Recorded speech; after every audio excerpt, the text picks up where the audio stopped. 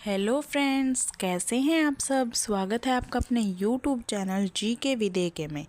आज हम करने जा रहे हैं भारतीय राज व्यवस्था यानी कि इंडियन पॉलिटी का पार्ट 2 और हमारा टॉपिक चल रहा है ऐतिहासिक पृष्ठभूमि। ऐतिहासिक पृष्ठभूमि का मतलब क्या है, यानी कि संविधान कैसे बना, कौन कौन सी समितियों का गठन किया गया, संविधान को बनने में कितना समय लगा, हम ये सब कर रहे हैं। और ये सब हम कर रहे हैं पिछले सालों में हमारे कॉम्पिटिटिव एग्ज़ाम हुए हैं, उन सब के क्वेश्चंस हम उठा रहे हैं और वहाँ से हम क्वेश्चन लेकर आपको करा रहे हैं। और ये क्वेश्चन आपके आने वाले एग्ज़ाम्स में भी 100% आएगा। तो आपसे यही निवेदन है कि प्लीज़ अगर आपको हमारे एफर्ट्स पसंद आए तो हमारे चैनल को सब्सक्राइब करके वीडियो को लाइक ज़रूर करें। तो फ्रेंड्स, आपका 21वां क्वेश्चन होगा, संविधान के निर्माताओं के मनोभाव और आदर्श प्रतिबिंब होते हैं। आपके ऑप्शन हैं ए मूल अधिकारों में, बी राज्य के नीति निर्देशक सिद्धांतों में, सी उद्देशिका में, डी मूल कर्तव्यों में। जिन्होंने संविधान बनाया था उनके मन में क्या क्या भाव थे और उनके आदर्श क्या थे, ये हम कहाँ देख सकते हैं। ये हमारा क्वेश्चन कह रहा है कि हम कहाँ पर ये देख सकते हैं। और आपका सही आंसर होगा ऑप्शन सी। हम देख सकते हैं उद्देशिका में। उद्देशिका यानी कि प्रस्तावना यानी कि प्रीएम्बल क्या है, जैसे कि हमारी कोई बुक होती है और बुक के सबसे पहले पेज पे हमें टॉपिक्स बताए जाते हैं कि हाँ जी इस टॉपिक्स में ये बात है, वो ही हमारे संविधान की प्रस्तावना है। हमारी संविधान की प्रस्तावना में वो टॉपिक्स बताए गए हैं कि ये वो टॉपिक्स हैं जो कि संविधान के अंदर होंगे।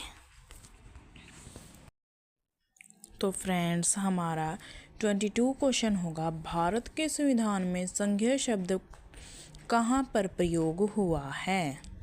संघीय शब्द आपके ऑप्शन होंगे ए प्रस्तावना में, बी भाग 3 में, सी अनुच्छेद 368 में, डी इनमें से कहीं भी नहीं। और आपका सही आंसर होगा, जल्दी से आप भी कमेंट बॉक्स में हमें जवाब दे सकते हैं, जिस बच्चे को जवाब आता है। आपका सही आंसर होगा ऑप्शन डी इनमें से कहीं नहीं। भारत के संविधान में संघ शब्द के स्थान पर अनुच्छेद 1 में क्या कहा गया है, भारत राज्यों का संघ है। भारत राज्यों का संघ है, यूनियन ऑफ स्टेट्स है, लेकिन संघीय शब्द का कहीं पर भी भारत के संविधान में प्रयोग नहीं हुआ है।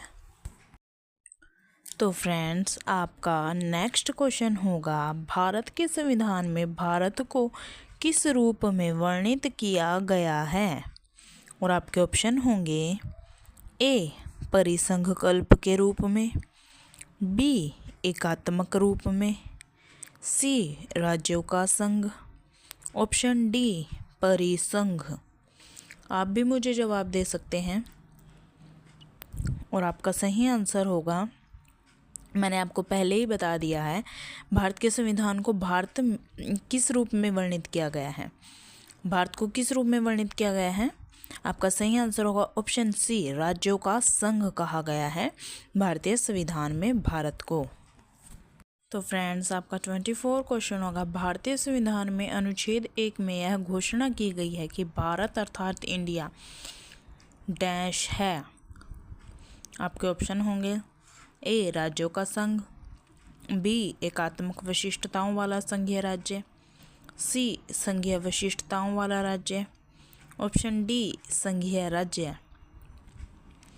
और आपका सही आंसर होगा ऑप्शन ए, इंडिया अर्थात भारत राज्यों का संघ है। Option A is right answer.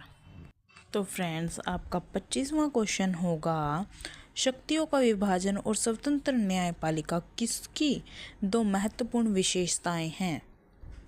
आपके ऑप्शन होंगे ए सरकार का लोकतांत्रिक स्वरूप, बी सरकार का संघीय स्वरूप, सी सरकार का समाजवादी स्वरूप, डी सरकार का एकात्मक स्वरूप, शक्तियों का विभाजन और स्वतंत्र न्यायपालिका।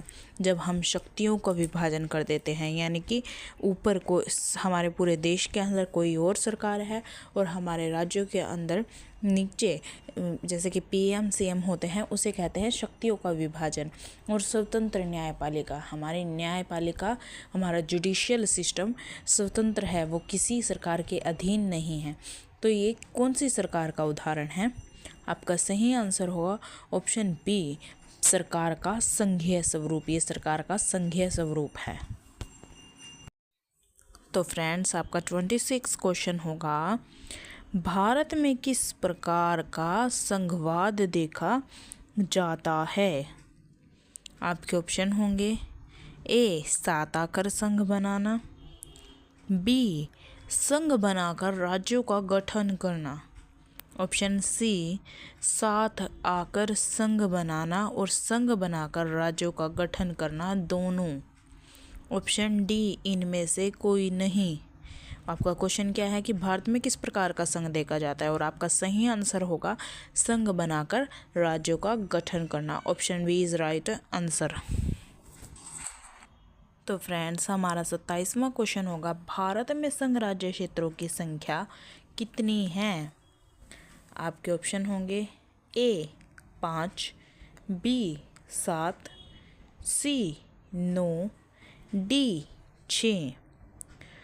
और ये हमारा एसएससी में 2008 में हमारा पेपर हुआ था सीजीएल का, उसमें आया था ये।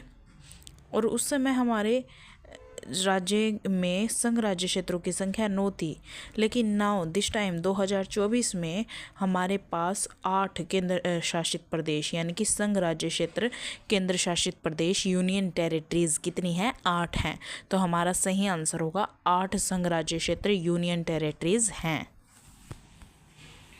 फ्रेंड्स, हमारा 28वां क्वेश्चन होगा, लक्कादीव, मिनिकॉय और अमनदीवी द्वीप का नाम बदलकर लक्षद्वीप किस वर्ष में संसदीय अधिनियम द्वारा किया गया था? आपके ऑप्शन होंगे ए 1973 में, बी 1971 में, सी 1970 में, डी 1972 में। लक्काद्वीप, मिनिकॉय और अमनदीवी द्वीप का नाम बदलकर लक्षद्वीप किस वर्ष किया गया? आपका सही आंसर होगा ऑप्शन ए 1973 में किया गया था, संसदीय अधिनियम द्वारा। अधिनियम 1973 में किया गया था। तो दोस्तों, आपका 29वां क्वेश्चन होगा, 1956 में राज्यों का पुनर्गठन करने से आपके ऑप्शन होंगे ए 17 राज्य और 6 संघ राज्य क्षेत्र बने, बी 17 राज्य और 9 संघ राज्य क्षेत्र बने, सी 14 राज्य और 6 संघ राज्य क्षेत्र बने, डी 15 राज्य और 9 संघ राज्य क्षेत्र बने। 1956 में राज्यों का पुनर्गठन हुआ था, ये तो आप सबको पता ही है। और उस समय कितने राज्य बने थे?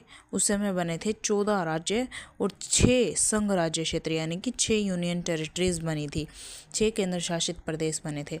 आपका सही आंसर होगा option C is right answer. And your 30 question is, इनमें से कौन सा राजनीतिक अधिकार नहीं है?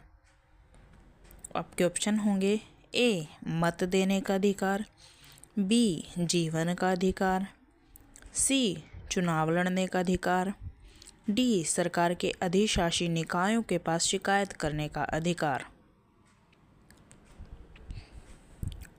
और आपका सही आंसर होगा बी जीवन का अधिकार। एक राजनीतिक अधिकार नहीं है। तो आप मुझे आंसर बताइएगा कमेंट बॉक्स में कि जीवन का अधिकार कौन सा अधिकार है, ठीक है? आप ज़रूर जवाब दीजिएगा। ये सब बाकी तो हैं हमारे राजनीतिक अधिकार, लेकिन जीवन का अधिकार हमारा राजनीतिक अधिकार नहीं है। ये आप बताओगे कि हमारा कौन सा अधिकार है कोई। तो फ्रेंड्स, आपका अगला क्वेश्चन होगा, किस सन में भारतीय नागरिकों के मौलिक कर्तव्य संविधान में शामिल किए गए थे? आपके ऑप्शन होंगे ए 1952, बी 1976, सी 1979, डी 1981। और आपका सही आंसर होगा ऑप्शन बी 1976 में भारतीय नागरिकों के मौलिक कर्तव्य जोड़े गए थे। तो फ्रेंड्स आपका 32वां क्वेश्चन है, भारतीय संविधान लागू हुआ था। आपके ऑप्शन हैं ए 26 जनवरी 1950 को, बी 26 जनवरी 1952 को, सी 15 अगस्त 1948 को, डी 26 नवंबर 1949 को। और आपका सही आंसर होगा भारतीय संविधान लागू हुआ था 26 जनवरी 1950 को। Option A is right answer. और आपका 33वां क्वेश्चन है, भारतीय संविधान अपनाया गया था। आपके ऑप्शन होंगे ए 26 जनवरी 1950 को, बी 26 जनवरी 1946 को, सी 26 नवंबर 1949 को, डी 31 दिसंबर 1949 को। और आपका सही आंसर होगा सी 26 नवंबर 1949 को संविधान अपनाया गया था। ठीक है, उस समय संविधान के थोड़े बहुत जो था लागू किया गया था, लेकिन पूर्णतः संविधान 26 जनवरी 1950 को लागू किया गया था। और आपका 34वां क्वेश्चन होगा, भारत की संविधान सभा का संवैधानिक सलाहकार कौन था। आपके ऑप्शन होंगे A doctor Rajendra Prasad, B doctor BR Ambedkar, C sir BN Rao, D Shri KM Munshi. और आपका सही आंसर होगा संविधान सभा का संवैधानिक सलाहकार था doctor BN Rao. Option C is right answer. तो फ्रेंड्स आपका 35वां क्वेश्चन होगा, संघीय प्रकार के शासन का एक गंभीर दोष है। ए पृथकता का खतरा, बी सत्तावादी शासन, सी स्थानीय हितों की उपेक्षा, डी अकुशल प्रशासन।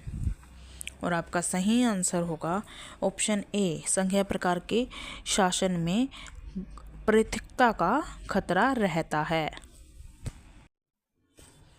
तो फ्रेंड्स आपका 36वां क्वेश्चन होगा, सरकार की निम्न प्रणालियों में से किस में द्विसदन पद्धति एक अनिवार्य लक्षण है।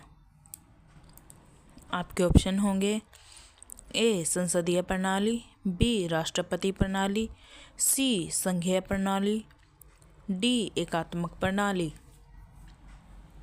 और आपका सही आंसर होगा ऑप्शन सी संघीय प्रणाली। तो फ्रेंड्स आपका 37वां क्वेश्चन होगा, लोकतांत्रिक केंद्रीकरण किसकी महत्वपूर्ण विशिष्टता है। आपके ऑप्शन होंगे ए लोकतांत्रिक राज्य, बी सर्वसत्तात्मक राज्य, सी समाजवादी राज्य, डी साम्यवादी राज्य। और आपका सही आंसर होगा ऑप्शन सी समाजवादी राज्य। तो दोस्तों आपका 38वां क्वेश्चन होगा, भारत एक डैश है। आपके ऑप्शन हैं ए एकतंत्र, बी राजतंत्र, सी लोकतंत्र, डी कुलीन तंत्र। बताइए भारत कौन सा राज्य है। तो भारत में है लोकतंत्र। लोकतंत्र शब्द डेमोक्रेसी से बना है, ठीक है, जिसका मतलब क्या है कि जब हम जनसाधारण, हम आम आदमी अपनी वोट देंगे तभी हमारे वोट से ही सरकार बनेगी, यानी कि लोगों द्वारा बनाई गई सरकार को ही लोकतांत्रिक सरकार कहते हैं। जब आम जनता अपने हाथों से वोट देती है और अपने हाथों से चुनती है, जो उनका सबसे अच्छा उनको लगता है उसको आम जनता चुनती है, उसे ही लोकतांत्रिक सरकार कहते हैं। तो फ्रेंड्स आपका लास्ट सेकंड क्वेश्चन होगा, निम्न में से कौन सा संशोधन मिनी संविधान कहा जाता है। आपके ऑप्शन होंगे ए 7वां संविधान संशोधन अधिनियम 1956, बी 24वां संविधान संशोधन अधिनियम 1971, सी 42वां संविधान संशोधन अधिनियम 1976, डी 44वां संविधान संशोधन अधिनियम 1978। मिनी संविधान कौन से संविधान संशोधन को कहा जाता है? और आपका सही आंसर होगा ऑप्शन सी, 42वां संविधान संशोधन अधिनियम 1976 को हम कहते हैं मिनी संविधान या लघु संविधान। तो फ्रेंड्स, आपका लास्ट क्वेश्चन होगा, भारत में एकल नागरिकता की अवधारणा अपनाई गई थी। आपके ऑप्शन होंगे ए, इंग्लैंड से, बी, यूएसए से, सी, कनाडा से, डी, फ्रांस से। और आपका सही आंसर होगा ऑप्शन ए, इंग्लैंड से। भारत में एकल नागरिकता की अवधारणा इंग्लैंड की संवैधानिक व्यवस्था से अपनाई गई है। दोस्तों, ये थे हमारे मोस्ट इम्पोर्टेंट संविधान के क्वेश्चन, ऐतिहासिक पृष्ठभूमि। और हम ये इसका हमारा एक और पार्ट आएगा, उसके बाद हम अनुच्छेद करेंगे, हमारे मौलिक अधिकार, हमारे मौलिक कर्तव्य, ये सब हम पढ़ेंगे। ठीक है, हम संविधान के सारे टॉपिक्स आपको कवर कराएंगे। प्लीज़ आपसे रिक्वेस्ट है कि प्लीज़ हमारे एफर्ट्स को देखते हुए हमारे चैनल जीके विद AK को लाइक, सब्सक्राइब, कमेंट ज़रूर कीजिए और चैनल को सब्सक्राइब करके बेल आइकन का बटन ज़रूर दबाइए।